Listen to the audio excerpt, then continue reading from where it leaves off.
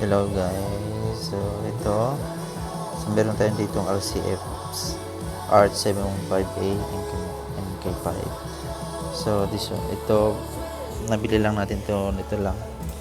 So gamitin natin pang bahay, pang rental, or pang simbahan, pag tawag dito, pag trip natin dalhin. So yan.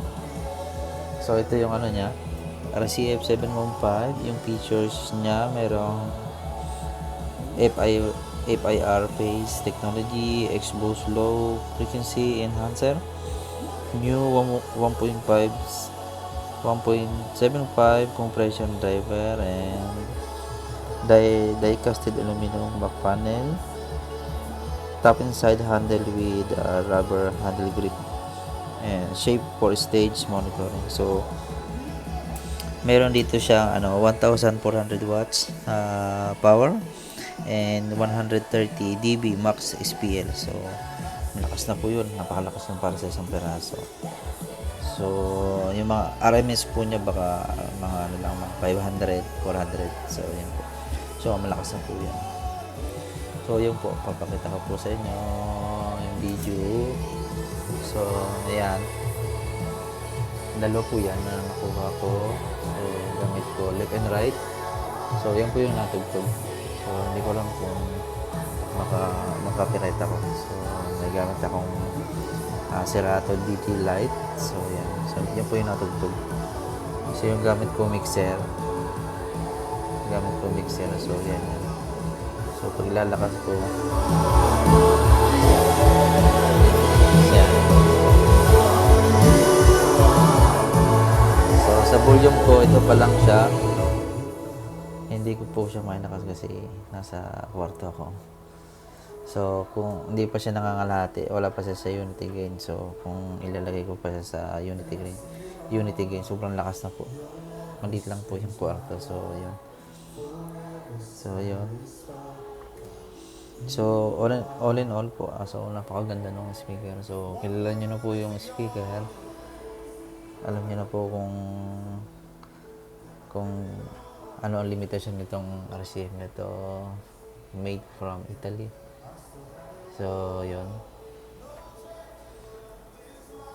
So magagamit po natin sa mga events, sa mga pag magrenta po tayo, magagamit po yan. So yun po. So wala akong masyadong specs para dito. So kung meron po tayong event, so mapapakita ko po sa inyo yung actual footage niya, yung video niya, yung potential niya, paano siya mapapagana, paano mo siya magagamit sa event. So dalawa po yan. So gamit ako ng dual mount para sa dalawang speaker. So pinagsama ko po siya sa isang stand. So kasya po siya dyan. So gumagana po. So pakita ko po sa inyo yung likod. Pakita ko po sa inyo yung likod ng speaker. So ayan po siya. So meron tayong dito saksakan. So normal na pansaksakan. Tapos yan, so mga 1 meter lang po yung haba nitong cord. Tapos sa likod, so yan yung makikita nyo po. Yan lang po yung makikita nyo. May knob sa volume, meron tayong Bose tsaka flat. Meron tayong connection para sa input tsaka sa output po. So yan. So magagamit natin siya dyan. Yung isang XLR, pang instrument po ata yun. So yan po siya. Art 715A MK5. So yan po, meron po siyang warranty na 2 years. So makikita niyo po yung serial na yon. So yan po yung malalaman niyo kung original po ba yung item or hindi, kasi nakasulat po yun doon sa warranty mo na papel. So ganun din po yung isang setup. So isa po yan. So left and right, bali naka po siya, naka Bose. So ang maganda yung niya. So maganda yung output niya sa bass, pagdating sa bass, and sa treble. So sa high. So yun po. So kilala nyo na po yan, subok na RCF. So sa mga nagtatanong po sa presyo, alam niyo na po ang presyo. So, yung presyo po niya talaga kalidad. So, talagang may ibibigay sa hataw pag ginamit nyo po sa event. So, marami pong gumagamit yan, RCF. Mga kilala po sa mga sound system. So, yan po. So, hindi ko alam kung baka makaparit ako kasi nagpapadugtog po ako ng Christian song. So, yun po yung gamit ko. Serato Digilight. So, gamit ko po yan. Tsaka po MacBook. Tapos yung gamit ko po na mixer. So, Behringer. Sa setup. So, ito po yung gamit kong pang setup. Pang labas. Pang rental. So, pag ginagamit ng sa simbahan, pag trip punta na sa simbahan, dinadala ko. So, yan po. So, yan siya. Yan po siya. Ano po siya? 15 inch. So, ganyan siya sa kalaki. So, mga, ano lang po siya, mga 28 kilo. 28 to 30 kilo. So, yan po yung bigat. So, may hawakan po siya sa tagkabila. So, may hawakan din siya sa taas. So, kahit ano pong buhat, pwede niyo pong buhat kasi magaan naman po siya. Sakto lang sa bigat ng pang isang speaker. So, ano po siya? Halong, hindi ko alam kung halong may kahoy or may plastic. Kasi halos sobrang gaan eh. Hindi ko alam kung pure plastic po. Parang pure plastic po ata na pagkakaano niya. Sa finishing naman, ang ganda ng finishing sa ano siya sa mga gasgas. So, ano talaga siya. Sa mga panggasgas, ano siya. Doon siya talaga makikita mo yung quality. Yung build niya panggasgas talaga, panggasgasan. So, all in all, maganda po siyang gamitin. Sa ngayon, ginagamit ko po siya sa pambahay. Hindi ko po siya nalalabas. So, pag nailabas ko na po, saka po gawan ko siya ng video para sa actual video sa labas. Kasi sa labas, pwede natin siyang mailakas. Outdoor or indoor, natin. Makikita natin yung potential, full potential. So, soon, plano po, lalagyan ko to ng subwoofer. So, waiting tayo dun.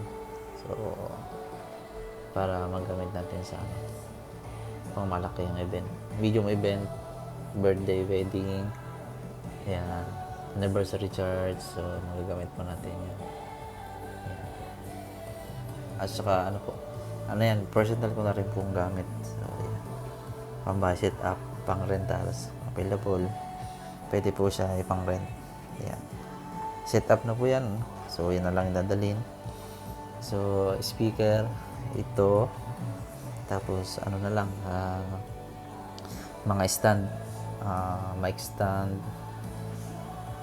Tapos, speaker stand. So, yun na lang po yung dadalhin. Wala na. All in na po ito. Yung takip nito, nandun na yung mga wired, nandun na yung mga saksakan, nandito na sa takip. So, yung mga mic nandun na rin. So, yun po. Yan lang, dadalhin na. So, ito po. Meron tayong bagong MacBook. So, yan po. Gamitin natin sa business. Pang bahay, pang rentals, pang simbahan. So, yan po. Tapos ito po yung mixer. So makikita nyo, ito yung Digilight. Ito yung mixer natin. Na po siya, digital mixer. So yan po yung gamit natin. Ayun lamang po. Hanggang sa muli. More on vlog, more on video. Sa susunod po, i-video ko to. I-gawa natin ito ng video. Tapos itong iPad Pro. So mic din po ito. So sa susunod gawan ko ito ng video. Tapos itong equalizer. So gawa natin kung paano siya nagagamit. So papayaw lang. So meron tong feedback analyzer. So pag pinindot ko to, hindi. Ito pala. Pag pinindot ko yung pula, so naka-engage po yung feedback niya. So pag once ever meron diyang pumula, so yun po magbababa tayo. So ngayon kasi disengage natin. So lalabas yung all red niyan. Ayan. So yun lang po. So susunod po gawa natin ito ng video para sa makita nyo po kung paano nagagana yung equalizer. Yun lamang po. Hanggang sa muli.